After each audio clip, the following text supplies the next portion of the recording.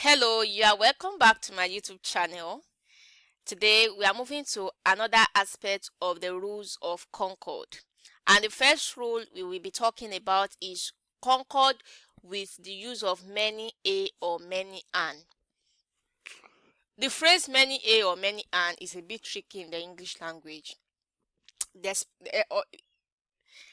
Especially because we have many and a. Because the word many kind of signify plural. So despite that, we don't consider many a as plural.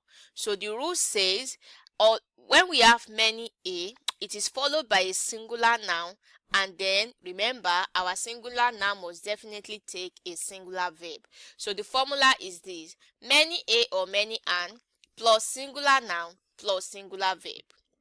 In the region, many an elephant has been killed. That's correct. It sounds somehow right, but nevertheless, that is the rule of the English language for you. Many an, singular noun, elephant, singular verb, has. Many a student, that's singular noun, fails, that's singular verb, to read the instructions carefully during exams. Many a man, singular noun, has faced hardship with courage. That's what? Verb, singular verb. Many a child loves listening to bedtime stories. Many a candidate forgets to bring necessary documents to the interview. So one of the key tips you can use is this: despite the fact that it looks plural, many a looks plural, please treat it as a singular. Think of it as focusing on each person or thing in the group one by one. That's what it means. Many a student fails to read the instruction carefully during exam. That although we have many students there, but we are focusing on each student one by one. Please, when you see many a, my student that is preparing for UTME, WAEC, NECO, please, when you see many a in your question, consider it as singular. The noun that will follow must be singular, and the verb that will follow must also be singular. The next rule is the rule of more than. When more than is used, this one does not have a static rule. Why? Because it is the number that follows that will determine whether it will be what? Singular or plural. So if a singular subject follows more than, you use a singular verb. If a plural subject follows more than, you use a plural verb. Let's look at the examples. More than a man. This one is a singular noun, and it is the rule of steroid. A singular subject must go with a singular verb. That is it. So since we have a singular noun here, definitely we have a singular verb.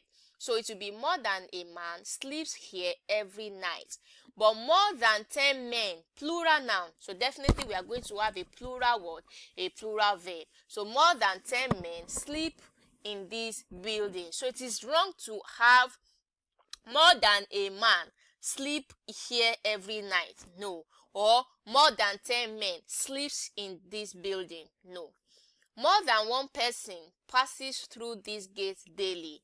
But you can also say more than 100 people pass through this gate daily. So in a nutshell, it is whatever follows more than that will determine our word, that will determine our verb. Let's take these quick questions before we move on.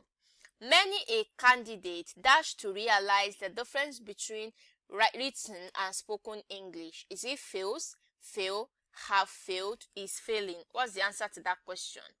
The answer is fails. Remember, consider it as singular. Many a candidate, singular now. It is wrong to have many a candidates. No. Many a man dash done without milk in dash tea these days. Look at this option. So the answer is what? Many a man. All other ones can never be our answer. The answer is option B. Option B is not part. Has done without milk in what? His tea these days. These days. That's singular. More than a woman dash in the market. The answer is what? More than. What follows more than? That's a singular noun. So that's a singular verb. That's more than a woman sells in the market. I am very sure you understand this. Let's look at another rule of Concord called Concord of class of people. Concord of class of people. When an adjective is turned into a noun with article D to describe a group of people, it always takes a plural verb. For example, the poor need our support.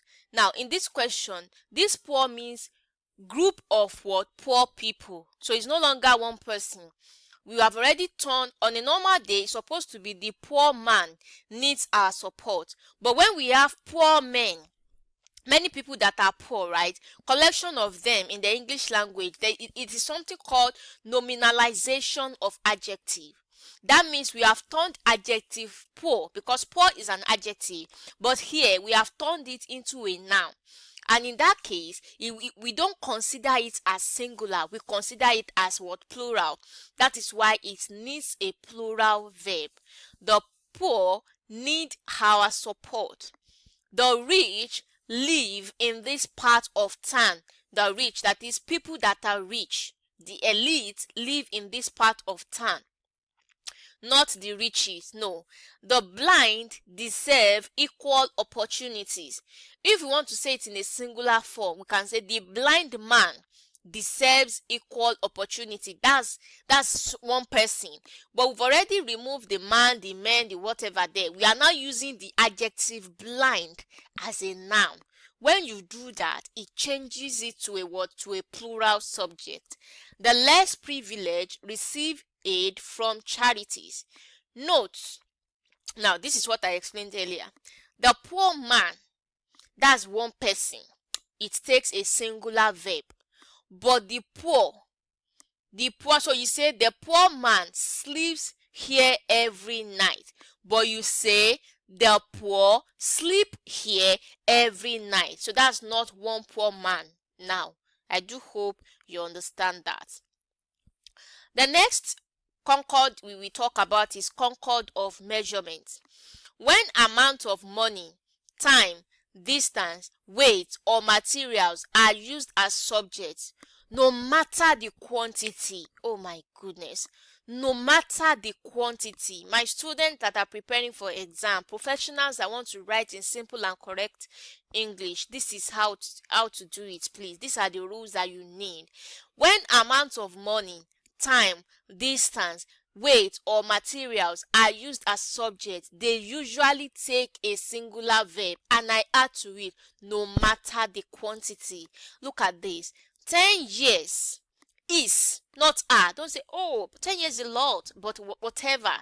10 years is enough to complete this project. 4 weeks is too short for preparation. For proper preparation, it is singular verb, singular verb. 8 yards of fabrics is required for this dress. 20 kilometers is what? Is a long walk. So no matter, anytime we are using subjects, when we are using amount of money, time, distance, weight as subject, they usually take a singular verb. Let's quickly look at these two exercises. 3 kilometers dash quite a long distance. The answer to that is what? Is a long distance. When we are talking about measurement, it goes with what? Singular verb. The helpless dash our sympathy. The helpless dash our sympathy. The helpless, that's talking about plural now. People that are helpless, right? That are helpless, right? So the answer is what? The helpless require our sympathy. But you can say the helpless woman requires our sympathy. I am very sure you got value from this video and you have learned how to use concord of class of people and concord of measurement. Don't forget to like this video, drop a comment, share this video to people that may need it, and most importantly, subscribe to this YouTube channel for more wonderful and amazing content like this. Thank you and see you in the next lesson.